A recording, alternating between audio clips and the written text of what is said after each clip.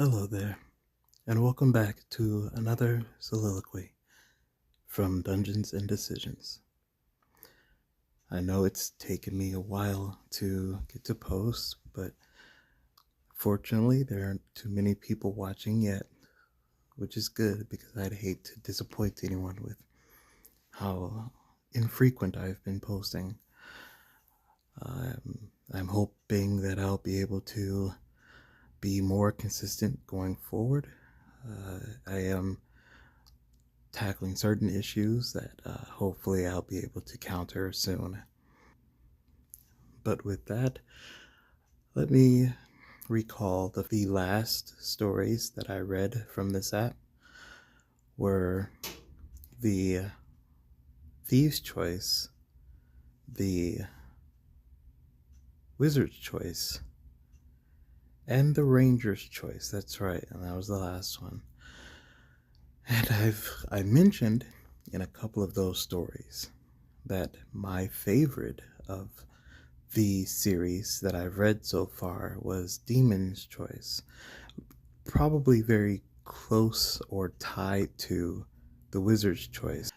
Now, of course, as I say that Demon's Choice and Wizard's Choice tied, further on in Wizard's Choice, it starts getting really out there. It gets really wacky. And while I did say before that I probably wasn't going to pursue the other stories, I definitely plan on returning to Wizard's Choice. I am going to be reading that one to its completion on this channel. That is my plan. I don't think any of the others I'll touch unless I get some kind of comment or attention suggesting some interest. Maybe in the future I will. Maybe after I've gotten some momentum in Wizard's Choice. But for now, we're just sticking to that. However, I did mention that Demon's Choice I was a bit hesitant to do because it gets very dark. And while I enjoyed it, I wasn't sure how thoroughly I was going to need to censor it. And I know I could have pre-read and looked ahead to see what I was going to encounter in this upcoming hour. But I don't know. I thought it would be more entertaining for myself and for you guys for me to just full send it, read the story, and see what we encounter. I will try to be mindful as I go of what I can say and what I can't, but we'll see what we encounter. It might not even be as bad as I remember. I was quite a bit younger, so you know it may be totally fine. We'll see. I doubt it, but we'll see. With that being said, let's go ahead and dive right into it, right? Demon's Choice, the prequel chapter by Michael Gilbert.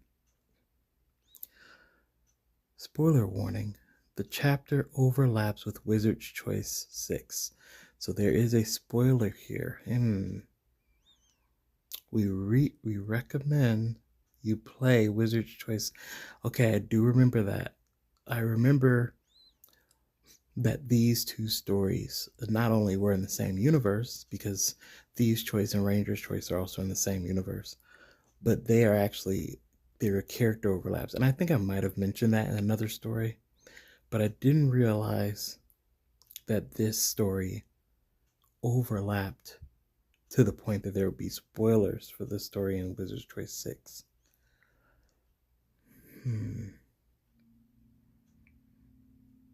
Okay.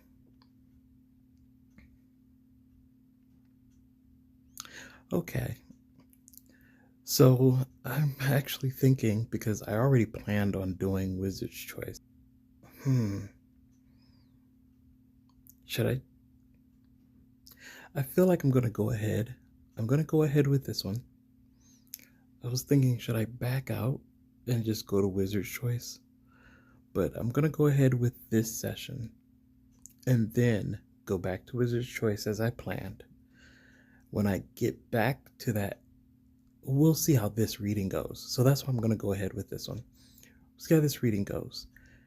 If it's not as bad as I remember, then we'll go back to Wizard's Choice after reading this today. And when I get to that point in Wizard's Choice 6, then maybe I'll start coming back to this story, going back and forth, and see how those stories, progress parallel to each other. But yeah, I think I'm going to stick with the plan. We're going to go ahead and read. We have that spoiler warning. That's excellent for anyone that wants to back out and just wait for me to start posting to Wizard's Choice again. I will be doing that soon and consistently. That is my plan. I'm going to start reposting those very soon. But for today, we're going to proceed with the Demon's Choice. We've got life 13, we've got mana 10, and morale 0 for right now. And with that, let's go ahead and start this newest story. A bloody sun is setting behind thick clouds of black smoke as you survey the lands below with the indifferent, roving stare of an immortal being. Deep, smoldering craters dot the battlefield, indicating that the fight has been going on for days. Distant screams are punctuated by explosions as the men of this verdant world turn to their machinery to save them from the onslaught of Nerul's undead horde. For all the good it will do them, you think. Every time an enemy soldier falls, their corpse is bound to Nerul's will, rising again to bolster the ranks of her army. You've watched similar conquests over the centuries, and they all end the same way. You can't kill what's already dead. Not to mention, Nerul is no mere commander. She is a goddess, your goddess, the woman whose grief gave birth to necromancy. Near you stands an anxious-looking wizard, Inuxius, you believe he is called, who has succeeded in retrieving a soul of unique value for your goddess. The wizard is a clean-shaven young man whose lackluster physique suggests he spends most nights in the company of musty old tomes. And clever though he might be, he didn't exactly endear himself to you when he broke your enchantment on him, as though you were a common demon, which, of course, you're not.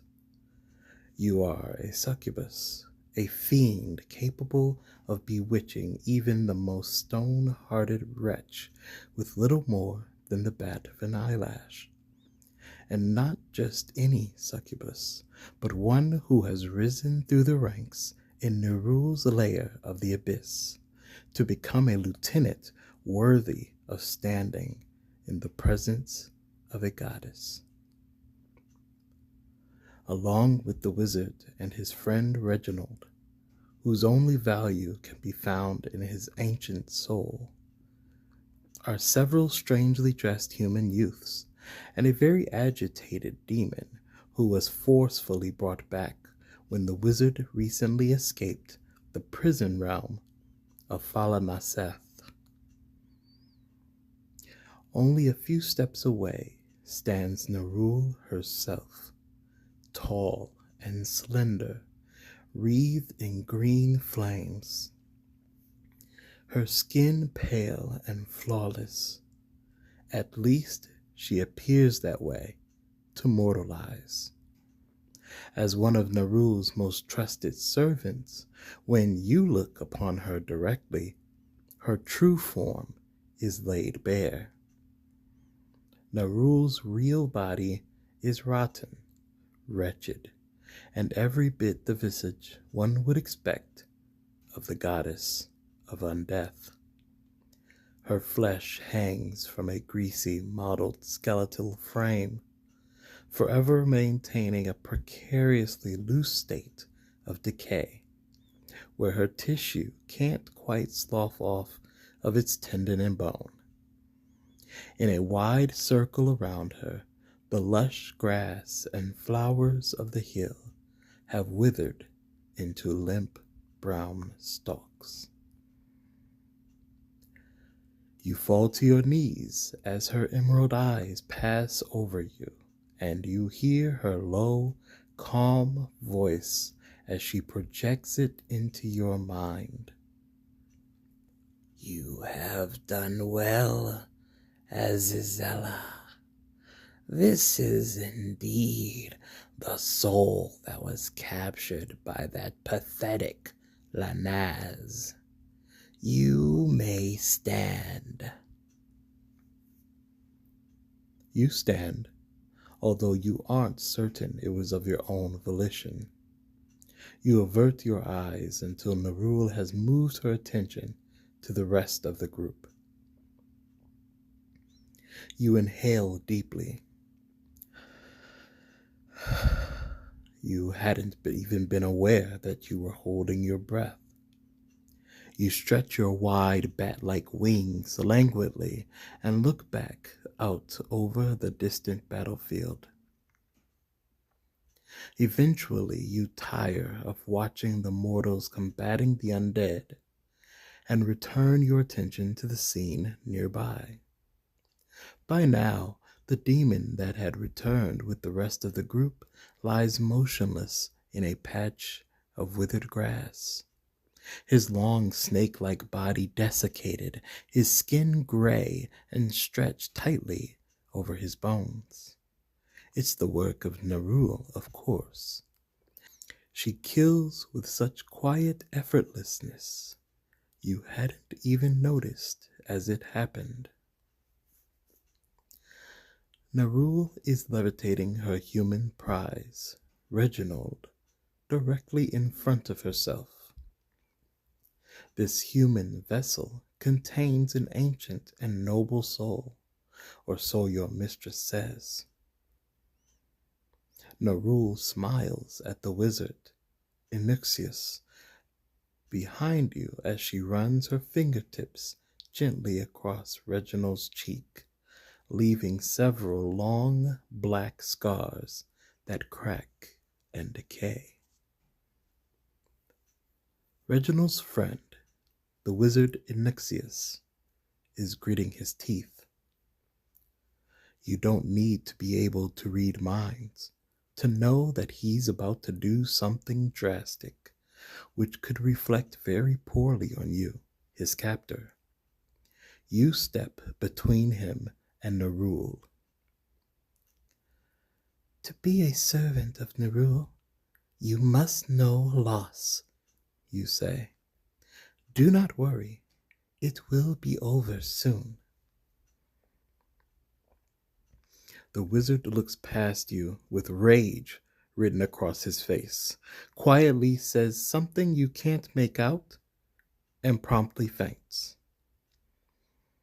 His body slumps to the ground unceremoniously, with his robe hiked up a little too high on one leg.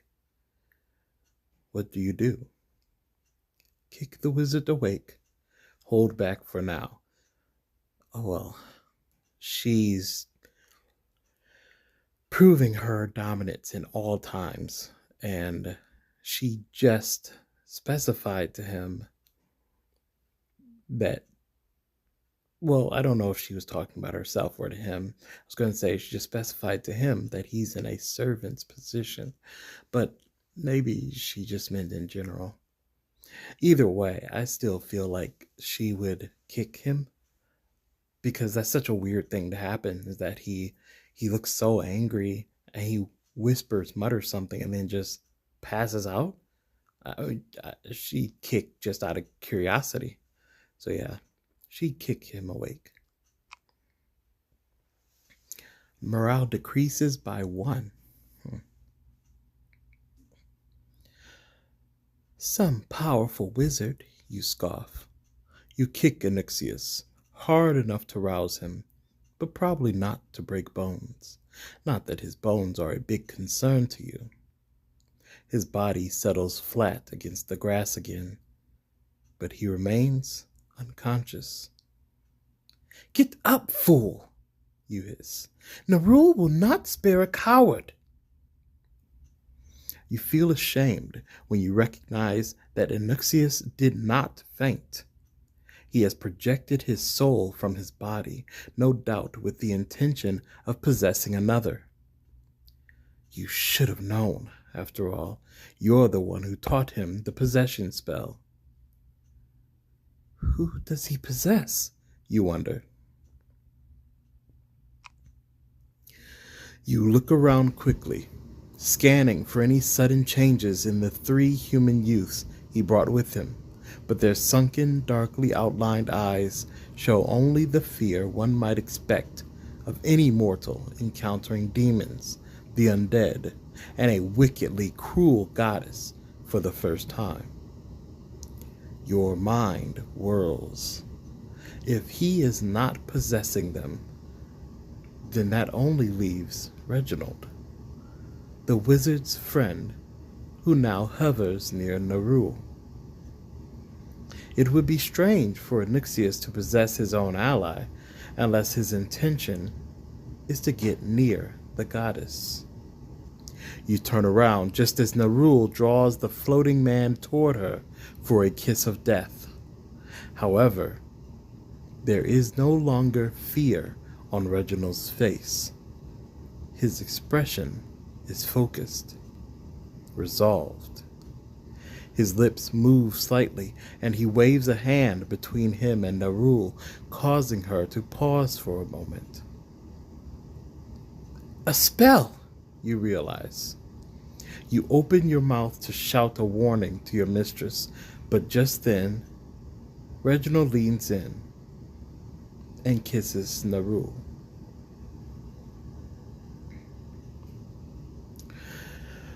Okay, I'm actually going to stop right here because I do remember how this overlapped with the wizard story. Obviously, that's us, Onyxius, that's who we're playing in the wizard story.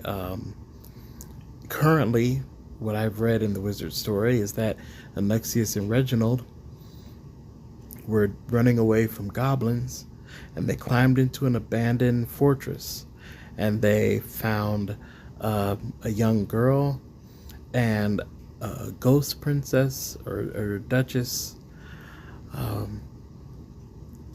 And so these events are just the beginning of their story, but I now remember where their story leads while I read this, and I'm glad that this offered a firm spoiler warning, but I don't feel like that's enough because now I remember where this goes, and I really feel like I should stop here. So, while I really was enjoying reading this to you guys, and I hope you don't hold this against me because I did promise I was going to give an introduction to Demon's Choice. I do hope that this counts as just a taste of Demon's Choice as I go back to reading Wizard's Choice. Now I'm going to keep this video on its own, and I'm going to reread this, I feel, because I didn't get that far in. I probably read 10 minutes worth of content, but I'm going to reread this once we revisit this story after we get to Wizard 6. But I really feel like I should finish, or at least get that far, if not finish the Wizard story before I come back here, because I don't want the next scene to be revealed here before it's revealed from the wizard's perspective first.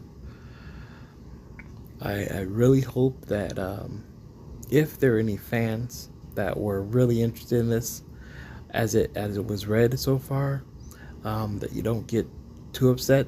Again, I'm gonna keep reading. It's just I'm not gonna read this character right now, but we will definitely come back to it as Azella, and we will certainly go back over to Anixius to catch up with him and Reginald.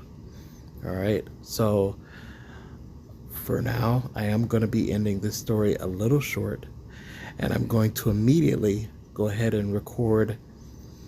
I'm sure I have time to record an hour with the Wizard's Choice, so I'm going to go ahead and do that right now, and then I'll probably post both of these up at the same time or close to it. So if you see this video up and you don't see Wizard's Choice up yet, I'm probably just editing it, and then I'll post it up later that day or the next day. Okay? Well, I really appreciate your patience. I'm really grateful for you being here. I do hope you consider coming back to follow along with the stories as I read, and maybe just drop a like if you have, if you don't mind, and hopefully you enjoy where we go from here. Again, I really did. It's definitely one of my favorites, this and Wizard's Choice. And so with that being said, for now, sleep well.